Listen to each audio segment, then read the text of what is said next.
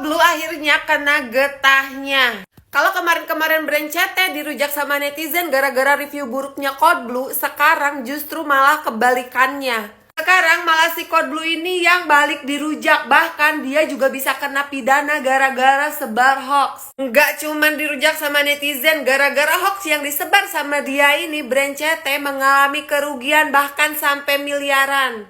Meskipun Coldblue udah bikin video permintaan maaf dan mereka udah mediasi, tapi pihak CT tetap akan menempuh jalur hukum dan meminta ganti rugi. Ya iyalah gila, mana mungkin brand CT mau maafin dia gitu aja. Secara dia tuh udah bikin dagangan orang acak-acakan. Udah bikin brand CT kehilangan nama baiknya, udah bikin brand CT kehilangan banyak customernya sampai rugi miliaran juga. Belum lagi dimintain duit dengan alasan buat memperbaiki nama CT yang udah rusak. Yang jelek CT, yang rugi CT, yang minta duit lu waras gak sih? Kita bisikin yang punya. Jangan jelek-jelekin usaha orang. Karena suatu saat kita anak cucu kita bakal punya usaha. Jadi sekarang stop untuk pembulian publik untuk mereview yang jelek-jelek. Yo guys, balik lagi bersama saya tadinya Oki Kevin. Kita bahas lagi yang lagi viral sekarang, yaitu tentang apa guys? Ini open letter to social influencer. Makin kesini makin ganggu dan semena-mena ya.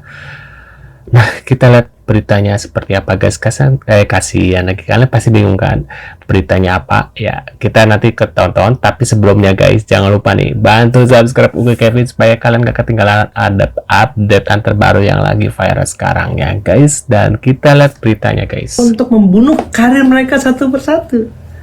Apa buktinya? Ini satu kasus ya.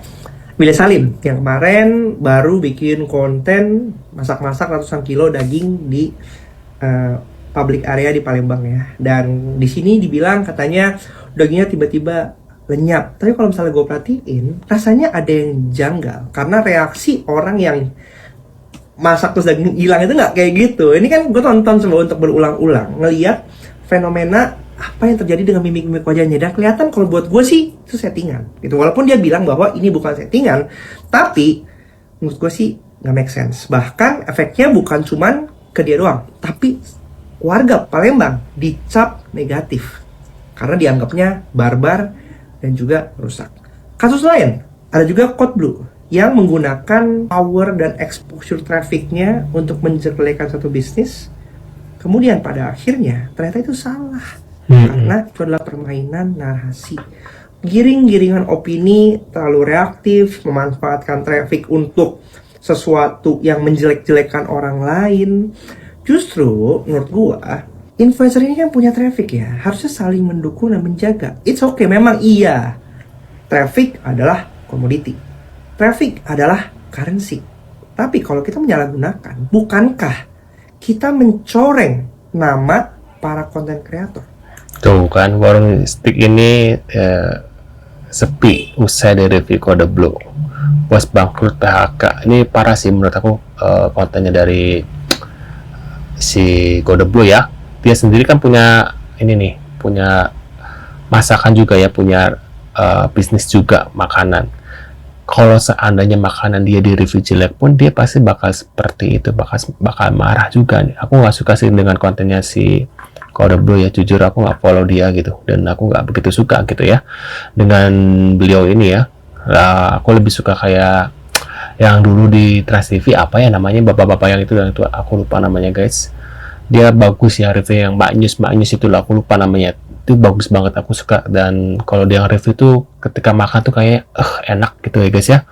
Walaupun katanya ada yang gak enak, tapi beliau itu pintar gitu, jadi nggak menjatuhkan restoran itu gitu ya guys ya. Bagusnya di situ gitu. Yang harusnya bisa menjadi media marketing, tapi disalahgunakan untuk memeras orang lain. Apalagi kalau penyalahgunaan seperti kayak mungkin Willy Salim yang impact-nya malah negatif. Ini kan jadi mencoreng ya. Akhirnya orang menganggap konten-konten yang dibuat itu adalah semua pencitraan. Memang udah faktanya namanya konten itu adalah snapshot dari keseluruhan kehidupan. Tapi kalau misalnya kita nggak bisa bertanggung jawab terhadap apa yang kita buat dan asik memanfaatkan traffic ini sebagai komoditas yang akhirnya merugikan orang lain, karir konten kreator itu akan segera boom jatuh. Karena kredibilitasnya akan drop. Dan ini menurut gue bahaya. Ternyata orang-orang yang menciderai industri kreatif adalah pemain industri kreatifnya. Karena mereka nggak mau bertanggung jawab. Buat teman-teman yang berkarya di industri kreatif ini, gue harap kita bisa sama-sama peka dan jangan terlalu oportunis. Yang mau kita jaga adalah sustainability dari industrinya. Teruslah berkarya dengan produk-produk karya-karya yang bagus. Jangan malah manfaatin momen-momen ini untuk terus menggoreng dan membodoh-bodohi masyarakat. Terus di kolom komen, menurut kalian? Nah, terus komen guys, kalian mau komen apa? Ini ada lagi nih, bentar ya. Reviewers makanan abal-abal, cuma mau makan gratis. Review makanan abal-abal. Viral, cucu Pak Bondan. Nah iya, Pak Bondan namanya guys. Pak Bondan ya yang di Trans TV itu. Angkat bicara bidara lagi soal banyaknya food reviewer yang abal-abal guys. Ya, kita lihat beritanya guys.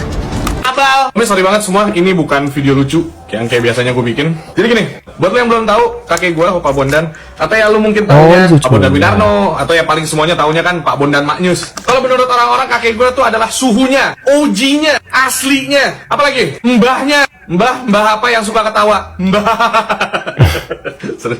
Apa sih sebutannya sekarang ya? Pokoknya reviewer makanan, jurnalis makanan, foodie, ya apapun lah sebutannya sekarang. Yang bahkan sampai kakek gue disebut sebagai pakar kuliner terbaik Indonesia. Yang kakek gue melakukan ini adalah untuk mengembangkan dunia kuliner di Indonesia. Tapi sekarang ada orang-orang ngaku-ngaku juga sebagai reviewer makanan ya, tapi nggak miliki etika. Ada yang minta makan gratis karena ngerasa terkenal. Ada yang membantu menyebarkan berita-berita bohong, bikin bisnis orang jadi rugi, pemerasan. Ada juga reviewer makanan yang review makanan dengan teknik yang luar biasa aneh, yang gue nggak tahu dia pelajarin dari mana. Mungkin dia pelajarin dari nenek moyangnya yang adalah seorang koruptor.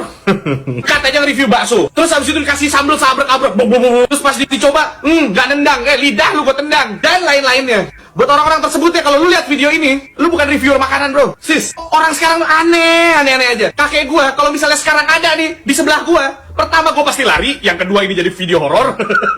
Ya iyalah kan dia udah meninggal. Kakek gue kalau masih hidup, tuh reviewer makanan abal-abal, parasut, terjun payung dong. Kakek gue kalau masih hidup, terus lihat reviewer makanan sekarang, gue yakin dijejerin salah satu, disundulin pala lu. Benjol lu. Kalau kakek gue juga benjol. Satu, kamu juga dua, kamu lagi tiga. Aduh bentar. Lu pada berlindung di balik alasan, oh iya, gue reviewer. Honest review. Lidah lu gue anestesi. Ini gue kasih tahu ya, kakek gue saking dia cintanya sama kuliner Indonesia dan emang sangat pengen membangun, bukan kayak lu pada yang pengen dapetin engagement, view banyak dari ngejatuhin bisnis orang. Sorry kalau udah di ujung situ, aduh. Terus lu udah pernah cerita, dia sebelum shoot itu dia datangin sendiri tuh warung-warung makan, rumah makan, restoran, pakai uangnya dia sendiri. Dan bahkan sering kakek gua ngumpet di mobil, terus dia suruh orangnya dia untuk datang ke tuh restoran, pesen, tungguin makanannya sampai makanannya keluar, bayar, baru kakek gua muncul. Yang tujuannya supaya nggak digratisin, supaya tidak dispesialin. Karena orang keseringan, Pak Bondan, ayo nih gratis Pak, oh nggak apa-apa buat Bapak. Dia nggak mau. Gitu, dia udah terkenal di Indonesia tapi nggak mau. Dia maunya, oh ya, ini dia gua makan, gua bayar. Itu baru dia cobain. Kalau enak, dia tampilin ke programnya. Kalau nggak enak, dia kasih tahu in private. Depan mata kepala gue sendiri. Dia panggil yang masak, dia panggil yang punya. Aduh, yang ini nih agak kurang gini. Terus habis itu dia berbagi ilmu. Gak pelit, nggak usah sampai harus bayar ratusan juta. Biar enak di gini. Coba pakai ini. Coba inti dari video ini saudara gini. Satu, gue pengen ngomel-ngomel, ya udah tersampaikan lah ya. Kedua, gue pengen banget ini dong netizen Indonesia untuk lebih pintar, lebih kritis. Kalau lu nemuin reviewer makanan, tapi reviewnya malah menjatuhkan, jangan lu follow. Bener, kalau untuk menjatuhkan jangan di follow ya. Wah, menurut kalian gimana? Ini kocak juga ya cucunya Bondan. Bener gak nih cucunya Pak Bondan ya? Waduh, emang paling enak sih aku waktu zaman dulu ya di TV, di Trans TV itu suka banget nonton beliau ya, almarhum ya. Kayaknya udah meninggal katanya ya, Pak Bondan ini. Wah, menurut kalian gimana nih guys ya?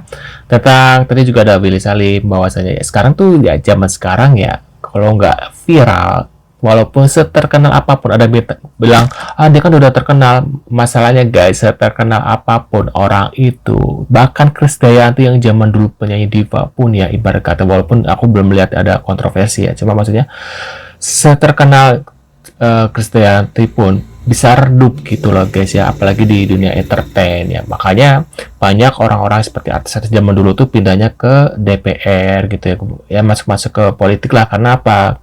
Untuk masa tuanya gitu guys. Kalau di dunia perkontenan gini kan hanya viral sesaat kemudian redup gitu. Makanya banyak yang selebgram apa gitu tuh bikin sensasi ya, supaya dapat engagement, dapat endorse, dapat viewers gitu ya, makin ramai, banyak yang ya makin diheboh-hebohkan gitulah, yang dibicarakan.